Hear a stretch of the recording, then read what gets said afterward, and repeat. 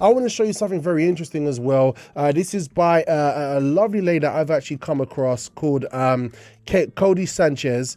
Very, very powerful business lady. And she's sharing some very interesting thoughts about businesses.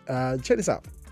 Businesses I would buy right now. I'd buy home services. Number one. The reason is window cleaning, roofing, landscaping, painting, they're all ready to be disrupted. And they don't require a lot of money up front or a ton of expensive trade labor that's really specialized. Then number two, I'd keep buying laundromats and car washes, but in rural areas. They aren't going away. AI isn't replacing them, but they're expensive in the cities. Here's the formula. Old business, 3 to 5 years, owner ready to retire, not a lot of marketing. You want to try getting your hands dirty to start and then scale it up with 21st century technology. Those are the businesses that I would buy today that everybody thinks are lame, the internet thinks are not cool, but we actually cash flow on them. My favorite CEO, he used to say, well, everybody makes fun of dry cleaning, we make millions. Beautiful. All right. So we got some traditional businesses, landscaping, painting. She even commented on laundromat businesses. And she's like, I'll actually buy a business today. So like similar to franchising, she says, I'll buy a business today. And guess what I would do? I would get my hands dirty for a bit, get things moving, keep the revenue going. All right. Because it's already been there. It's already existed. Right. And guess what I'll do? I'll scale it up with 21st century technology, right?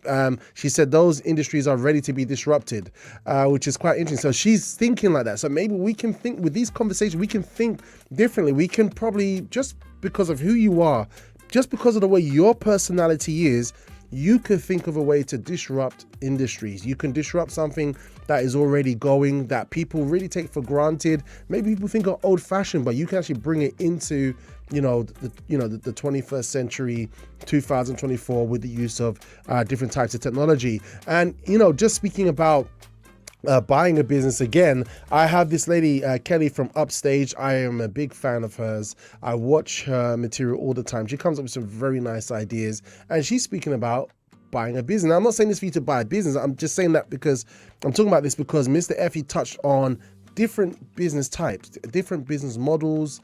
And, maybe you don't want to do a lot of legwork. We've already got businesses on the high street already. And maybe there's someone who's old, who's mature, and they have a business, and you could be there ready to say, look, let me just turn up and we can agree something. We can work something out, and avoid a lot of legwork to start up a business from scratch. Let's see what Kelly has to say. Don't buy a house, buy a business. Now, I know a lot of you probably want to fight me over that statement, but hear me out. A lot of people are breaking down the numbers to obtain your first property, but no one is breaking down the numbers on buying successful businesses. This particular business is something I've sourced for a client. They're about to complete on it, so let's get into the numbers. So the main part of the business that you're buying is called goodwill. Goodwill consists of any intellectual property, the current lease, and the business itself, so the name and its complete structure. In this particular case, the goodwill was £80,000. Of course, we need solicitors. The next cost is £4,500. The freeholder still wants their money. The legal cost is £850. You then have the rental deposit to pay to the freeholder, which in this case is a further £6,000. The big total figure, £91,350. Sounds big, but this business is currently turning over $412,000 with a net profit of £192,000. Sounds much better now, right? This particular deal has been secured with a £65,000 commercial loan, and they've secured £10,000 angel investment. That leaves the pair with only £16,350 to come out of their own pocket, which means there's only £8,175 for them to find individually. That is way more obtainable than saving 20, 30, 40k to go and buy your first property, swing your key on Instagram, and then be stuck in what is a liability. Like I said, fight me. I'm just here to help. All right, so that was Kelly from Upstage. Keeping it real, she's a South Londoner and I love her material. But she was saying that many times people struggle to go out and buy a house to live in, which becomes a liability where you could actually put funds towards buying a successful business that has a track record that someone's looking to sell. I remember actually quite recently, Kat, actually it was a couple of months ago. Now we're covering the subjects. I'm like, oh snap, I missed an opportunity where someone presented me to buy into a restaurant in Kennington next to where we're going to do the Love Walk this coming Saturday. Don't be a bed bug, you know how we roll. And I'm thinking about it now, how Kelly just explained it. you could actually invest in a house that's going to be a liability that you will always have to put money in to lose money, as Robert Kiyosaki says, or you could buy a business that will help you to get a return, and then you could buy a house to lose money. You know, so it's very interesting the way that we can work things out, and the way people are building deposits to get on a property ladder nowadays. You know, we could actually use that deposit elsewhere for something more substantial. Speaking about that, I hope you're ready for the 14th. We've got the Love Walk coming on. And you know what? There are some people, Kat, you know, who might say, you know what? Yeah, Love Walk sounds nice. I really love to find someone in my life. Winter's coming. I don't want to be cold, you know? And I would love to show the video about being a bed bug, but we'll save it for tomorrow. But guess what may be happening? You might be self-sabotaging yourself. So we're actually going to show a video, do a test now, a very quick test to find out your level of, should I say, self-sabotagingness? Self-sabotagingness? I don't know.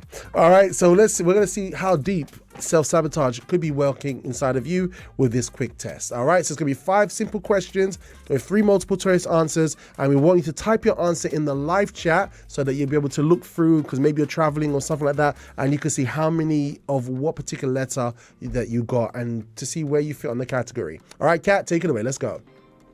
All right, so the first question is, where is it?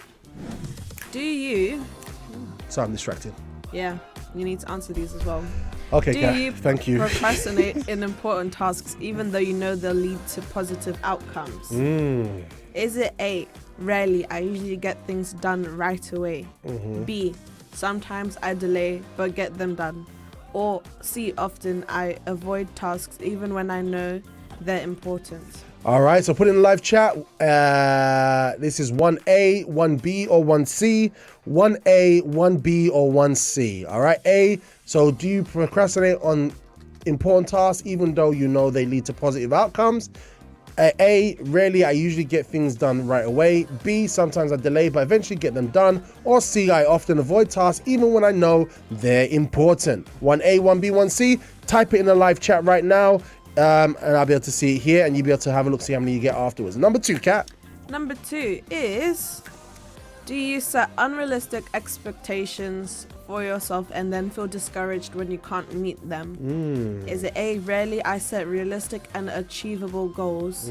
B, sometimes I push myself too hard and feel overwhelmed?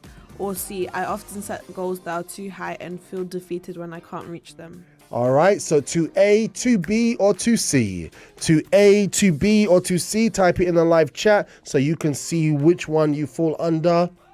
It might be a mix, yeah.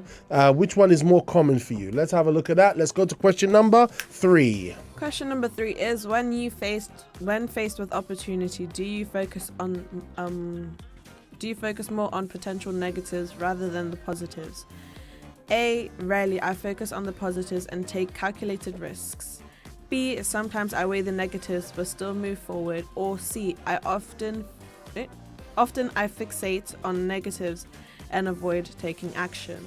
Okay, all right, that's an interesting one. When faced with opportunities, do you focus more on potential negatives rather than the positives? A, rarely, I focus on the positives and take calculated action. B, sometimes I weigh the negatives but still move forward. Or C, often I fixate on the negatives and avoid taking action. 3A, 3B, or 3C. It's 3A, 3B, or 3C. Send it through to us and let us know. Let's go to question number 4, Kat. Hey, just a quick interruption. I know you're enjoying the show, but don't forget, if you haven't already, robustly smash the like and subscribe button. Do it now. Do it now.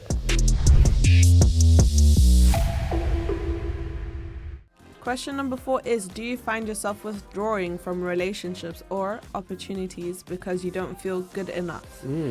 Is it A, rarely I feel confident in my relationships and abilities?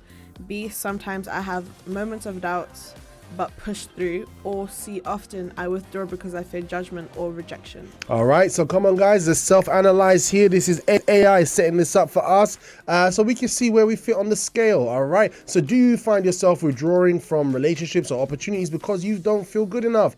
A, rarely I feel confident in my relationships and abilities. B, sometimes I have moments of doubt but push through. Or C, often I withdraw because I fear judgment or rejection. Okay, for A, for B, or for C. I can see Jessica B. Thank you so much for responding there on the live chat. All right, because we want to calculate how many we get at the end. All right, let's go for the next one, Kat. The next one is, do you tend to give up easily when faced with challenges, even if they're manageable? Is it A, rarely I persevere through challenges and stay motivated? B, sometimes I struggle but eventually push through? Or C, I often give up because I fear failing and making mistakes. All right, so this is it. So come on guys, we know what the answer should be, but this is for us to self-assess. AI did this because she wants to know what's going on inside of us. All right, so A, rarely I persevere through challenges and stay motivated. B, sometimes I struggle but eventually push through. It's AI, isn't it? C, often I give up because I fear failing or making mistakes. All right, so guys, let's hear it. All right, let's hear it. All right, so that should be 5, yeah? Yep. That's 5 questions, okay? So they're coming through now. And as you've got those 5 questions, I want you to tally up how many you got. So how many A's, how many B's, or how many C's? All right, the results when they are tallied up should look like, let's see what they look like, what they mean. Huh? This is from AI, what the outcomes means, yeah. What the outcomes means. Okay, so outcomes. So if you mostly got A's, you have a healthy balance and rarely engage in self-sabotaging behavior. A healthy balance. Okay. B's, you occasionally self-sabotage, but with awareness, you can redress these tendencies. Yeah. Or mostly C's, you manage frequently self-sabotage, recognizing, these patterns is the first step forward to changing them. All right. So, how many did you get, Kat? Do you know? I got 1 A and 4 B's. 1 A and 4 B's. Oh, wow. Okay, well, guess what I got? All A's. No. I didn't. No. I don't know. What if I told you there was a C in there as well? Oh, wow. Okay. Yeah. So, okay, there was no C's in there. Okay, thankfully. Thank God for that. But I got 3 A's and 2 B's. Okay. 3 A's and 2 B's. So I think I'm quite balanced. I think, I don't know, 3 A's and 2 B's. I think that's pretty healthy. It's pretty healthy, especially because I appear to seem like more of an extrovert type person. You are. See, that's from the outside, Kat. But this thing makes you test what's happening on the inside, right? Yeah. That's the beautiful thing about this. We've got some comments here. Jessica put 1B. Hi everyone, 3C, 4B. Okay, so Jessica got 3 C's and 4 B's. No, wait, that needs to add up to 5. Okay, 1B. So she got quite a few B's. Yeah, mainly B's. Confused. She's got all B's. Yeah, I missed the okay.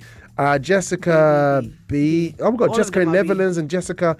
I got 1A and 4 B's from Jessica B in Croydon. Well, the Jessicas are still communicating. We've got 2 Jessicas. Yeah. Netherlands and Croydon. That's Jessica and Jessica. Hello, Jessica. How you doing, Jessicas? All right, this is lovely. All right, so look, I think that's good. I think it's a healthy mix. Hi everyone, 3 C's. Okay, it's a healthy mix, you know what I mean? Because I think what Mr. Effie shared with us today, that fear can be a big thing, right? But like we saw here, even if you got all C's, you may frequently self-sabotage. Recognizing patterns is a first step to changing them. If you've got mostly B's, you occasionally self-sabotage, but with awareness, you can address these tendencies. And with mostly A's, you have a healthy balance and rarely engage in self-sabotaging behavior. I think you can be too much with A's. Yeah. I think there needs to be that kind of balance so that you're not too... You know what I mean? You don't listen to nothing, or, you know what I mean? Yeah. I think too many A's, it says a healthy balance, but I don't know. I personally feel that too many A's, if you got all straight up A's, I think that just swings to one side. Yeah. It's like... You're a bit too confident. Yeah, too confident. I don't know, man. A camel to go through the eye of a needle. You know what I'm saying? It's one of those ones. But anyway, guys, I hope this program has added you to today, and I hope the self-analysis makes you see that, you know what? Every human being is going to be faced with challenges. Every human being is going to have something to try to make us self-sabotage our own success, which shows us that success or failure really is in our hands at the end of the day. And the only person we can control is ourselves. So if we go in this faith, like Mr. Effie said, we do our part, we study, we research, we make the effort to become uncomfortable, even in the simple things, for sure we can take that next step to achieve our definition of success. Kathleen, I want to thank you for being with us this morning. You've been an awesome lady of sound. Thank you. All right. And I want to thank you, dear listeners, for being with us today. And tomorrow's show is going to be a Wellness Wednesday, okay? And one of the biggest problems that we have in life are the whites, the carbohydrates. I don't know about you. The way you said that, the whites, I was like, huh? What's happened to him? Who did he speak to before coming to the studio today? Oh, dear. The whites, the carbohydrates. All right, they're everywhere. They're everywhere. You go to the shop, it's been a big struggle. Literally, I've been trying to, with intermittent fasting and stuff like that, but these carbohydrates can be a headache. And we're going to be showing you some wellness tips. We're going to be learning about them and finding some good alternatives that can help us. All right, guys, until tomorrow's breakfast show, it's been great. It's been a pleasure. Make sure you tell everybody about the breakfast show. If you love the breakfast show, Vim every morning. And I look forward to seeing you. Same breakfast show time, 8 a.m. Same breakfast show channel, libertyradio.co.uk. We're going to have Deborah here. We're going to have Will here. And we're also going to be having Mama Sonia here tomorrow on the Table of Justice. And if you'd like to join us on the Table of Justice, Jessica B., you are always welcome on the Table of Justice. Just letting you know, Jessica B. Just letting you know. All right. You guys welcome. All right. Until then, I think we don't need to turn around. I could just do it from here, innit? Yeah. Like there's like no one else. Like because Mr. Effie's gone. It's lonely. It's who? It's lonely.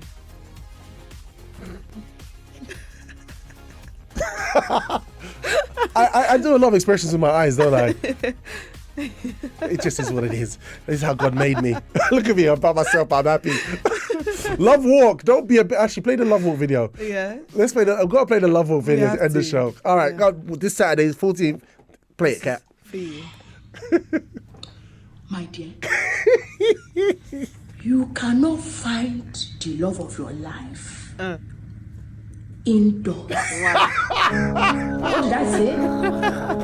You cannot meet the love of your life when you are inside. You can hold in the ear. Hey, I'm a lover girl, I'm a lover girl, I'm a lover boy, I'm a lover. You are single. You are a single. You are a single thing. Single. Plural. Singular. One. Just you. I'm a lover boy. Sitting on the sofa like a bed bug. You're a bed bug. That's what you are. You're a bed bug. My friend, if you don't get up and get out and socialize, do you think you're going to meet the love of your life inside? Rubbish. So, to this Saturday, Kennington Park. You want to be a bed bug? Don't be a bed bug. Don't be a bed bug. It's not even an option. Nobody wants to be a bed bug. Okay, guys, I really hope you enjoyed that show and you actually captured that breakfast show, Vim. We laugh, we joke, we learn, and we equip ourselves for day-to-day life. If you want to see more, guess what? We're actually live with a live chat and a live video feed Monday to Fridays on libertyradio.co.uk from 8 a.m. in the morning. So don't miss a breakfast show beat. Like and subscribe if you haven't, and definitely connect online. And I'd like to see you there on the show. Type your name in, communicate on the morning. If you didn't already, we're also on Instagram. Check us out on Official Liberty Radio on Instagram. There's so much happening on that platform. Definitely go check it out. And I'd love to see you there. All right, have a good one.